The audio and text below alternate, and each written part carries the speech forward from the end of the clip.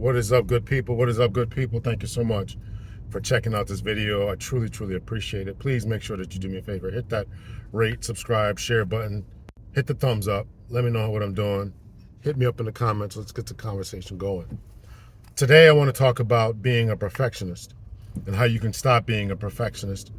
The emotional, mental, psychological damage that can come from the inability to move on, from the inability to accept any substandard. Now, I have lived by and believe in the principle that if you are constantly meeting your goals, then you need to set higher and new goals. If you're constantly meeting your bar, then your bar is too low, all that. So what's the difference between that and being a perfectionist? A perfectionist is one who seeks perfection in everything that they do. But the problem with that is that you set such high standards for yourself that you can't move on. You set a project for yourself and you can't move on from one stage of the project to another stage because you are hyper concerned about how this looks, how it appeals, and all that. And so therefore you look at it, you may finish it up, take a look at it the next day and want to tweak this, tweak that, tweak this, tweak that. Eventually you have to say to yourself, this is good enough. Not only for your standards, but for the standards of the company, standards of your boss, standards of your spouse, standards of your family, whatever. You have to get to that particular place. Otherwise, you'll never be able to move on, never be able to advance because you're stuck in this mentality of perfectionism. Again, I'm not talking about striving for excellence.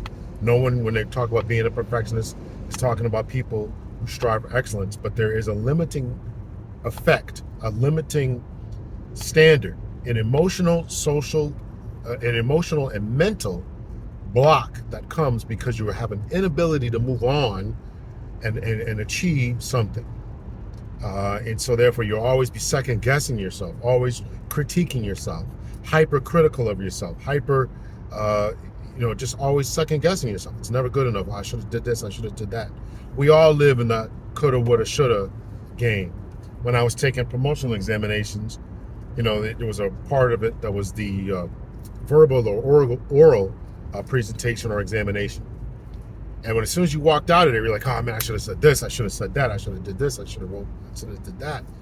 Even for the written examination portion, you're like, oh man, I really should have wrote that. How come I didn't write this, And beating yourself up over things that, the coulda, woulda, and shouldas.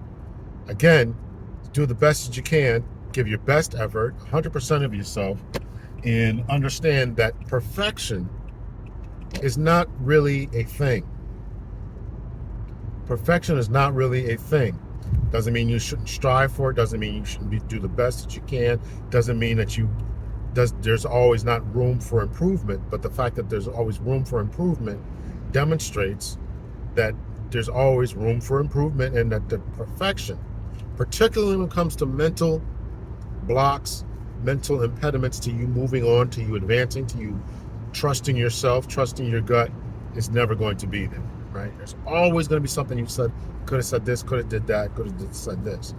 I go back and read some of my papers from when I was getting a bachelor's degree and master's degree. I'm like, man, at the time I thought it was great. I go back and read that now. I'm like, man, who the heck wrote this? This is the same guy? So you're always improving, constantly improving. But the point is that you have to give yourself enough grace. You have to give yourself enough leeway to say that this paper right here, this project right here, this piano playing recital, whatever it is you're doing, is good enough, right? And you have to really try to accept that for what it is. You have to accept today as for today. Give your best effort. Can you look at your work, whatever that work is, and say, I truly gave it my best effort. I used every amount of detail. I used every amount of research. I put forth my best effort.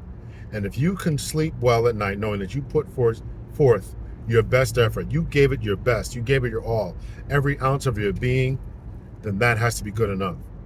Now, 10 days from now, when you go back and look at it, can you make adjustments? Great. As I said, there's always going to be room for improvement. Always going to be room for it. So how do you stop being perfectionist? Understand the principles that I'm trying to lay out for you today. is that there's always going to be room for improvement, and you cannot beat yourself up. You cannot be the type of person who is going to be stuck in a mental block because you think that you just can't move on. You have to be able to accept that you gave it your best effort and gave it your best all for today. You have to be able to get to that place. You have to get to that point in your life and in your mental being. A lot of these fights that we're talking about, a lot of these points that we're talking about is about, they come from childhood trauma, childhood issues in which you were told that you were a failure, you were told that you were not good enough, you were told that you're just like your daddy, you told you're just like your mama, just like your family was no good, therefore you're no good, your mama was no good, your daddy was no good, therefore you're no good. You have a fear of failure, a fear of being second. Your family either was a family, your family was either failures themselves, or they were in themselves. And if they let me finish this thought. If they were failure in themselves, then you look to be hyper successful because of that, because you wanted to escape the circumstances of your past, escape the ghetto, escape the hood, whatever. And you put a lot of pressure on yourself to live this type of life. And I get it. I come from that particular background, as I talked about in other videos. And so therefore, I understand this. And therefore, I strive to be this perfectionist, where everything's got to be this way. And I'm very hypercritical of myself, and especially when other people catch the mistakes that I should have caught. Man, I beat myself up for weeks over that kind of stuff. I beat myself up for weeks when somebody else catches something that I really should have caught. So you do the best that you can, and you strive for it, and try to make sure that you don't make the same mistake again. Childhood traumas, childhood issues. I talked already about family being failures or being subpar, however you want to word it in a more nice way. But the other part is that when your family is in themselves perfectionists. I had a lady on my podcast before who comes from a long line. I interviewed her, so you can go back in the archives and read this or watch the video where she talked about her whole family, had high expectations for her. She had just graduated from her master's degree, and they're already pressuring her to go back for a doctorate because everybody else, strive for that level of success. And so she took a year off and thought it was a long time in between going back and finishing your degree. And I said jokingly, I took like 6 years off. I think it was like 6 years before I went back. And I only really went back because of the pandemic, because they were all shut in between my master's and doctorate. So when you had this high expectation from your family, man, that can really, really do numbers on people's esteem. It can really, really, be really, really problematic. So you have to recognize these types of things, that when your family is pushing for a level of success that pressures you to feel as if you have to perform. And that pressure will cause you not to be able to sleep, cause you not to be able to think, cause you to constantly second guess yourself, think you're completely inadequate, think that you are always second, third best, in competition with older brothers and siblings, and you got to meet up to their expectations and your parents' expectations, and it's anxiety at Thanksgiving, anxiety at birthday parties and anniversaries because you didn't achieve this level of success. You didn't start a business. You can't play the piano. You can't play this musical instrument as other people. You can't fix cars. You're not as good as of a racer. Everybody else in your family is very athletic, and you don't have any athletic skills. All this kind of stuff is childhood trauma, and it causes you to have a fear of failure, a fear of being, not measuring up. And so we have to confront that, understand where these issues come from, and tell yourself, make mental notes, and tell yourself that you are good enough, that you are successful, that you are talented and gifted in the areas that you are talented and gifted in. You may not be as musically inclined as the rest of your family. You may not be as athletically inclined as the rest of your family. You may not be as academically inclined as the rest of your family. You may not be as tall as the rest of your family, or whatever. You fill in the blank there. But this idea that you are not good enough has to be eliminated from your mind, from your frame of thinking, and from your vocabulary. It starts in the mind. The way that you think about yourself is going to be manifested in the way that you conduct your business and go about your daily journeys. So you really have to, this is a mental fight about childhood trauma and the issues that we've dealt with, the issues that you dealt with and grew up with, feelings of low self-esteem and inadequacy and all that. And you have to do the work in order to get through those types of things. It's not going to be easy. It's going to take discipline and practice and daily routines and positive self-talk and telling yourself that you're good enough, new friends, limiting your interactions with family, because if those family members are doing nothing more than reinforcing the way that you're already thinking and feeling about yourself, then you're going to have to eliminate or reduce your time with these people. So I'm going to leave it up there. I really hope that I said something today that was encouraging to you, that you can take as you go about your journey in life, and really try to work on not being a perfectionist, work on understanding where these feelings come from, and doing the positive self-talk in the mind,